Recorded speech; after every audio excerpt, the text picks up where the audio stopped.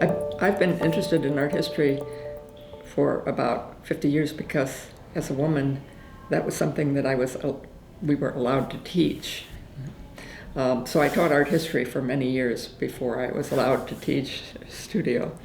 So I learned, I was not a good art history student, but I was a pretty good art history teacher by the time I was done with it. And I really learned a lot and became very, very interested in Cezanne. He was a very important person for me, as was Italian Renaissance painting, especially 15th century. But the work in this show has been inspired primarily by Japanese 12th and 13th century narrative scrolls. I spent some time in Japan. And also by El Lissitzky and Russian constructivism, but particularly El Lissitzky. And who else is? Indian painting, like Udaipur in Rajasthan in India. I went and spent time there, and that was very important for my work.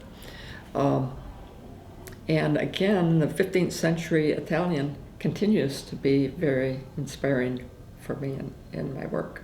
So those are some of the sources that I've been drawing upon. Well, I first started doing the box-like forms in about 1980 when I had been working from photographs, and I became very frustrated with working from photographs. And so I decided to study Renaissance techniques. And one of the things that Renaissance painters did when they started was they did drawings that were geometric solids. The figures were geometric solids.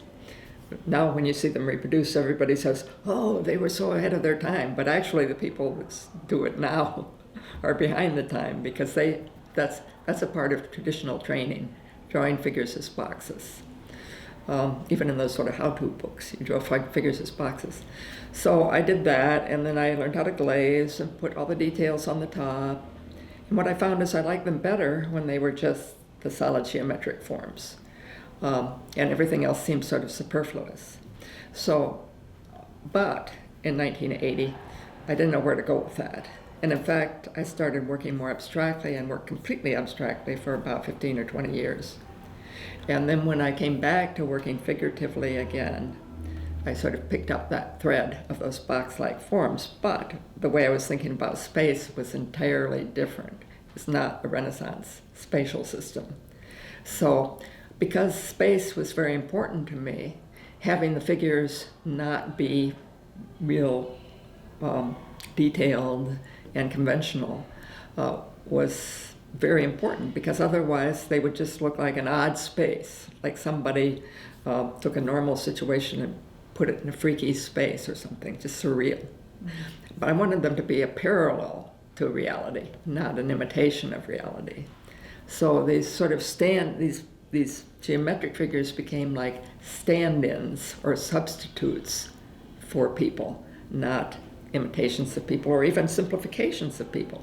They were just substitutes for people so that I could make these constructions, these contraptions, these spaces that I was interested in dealing with.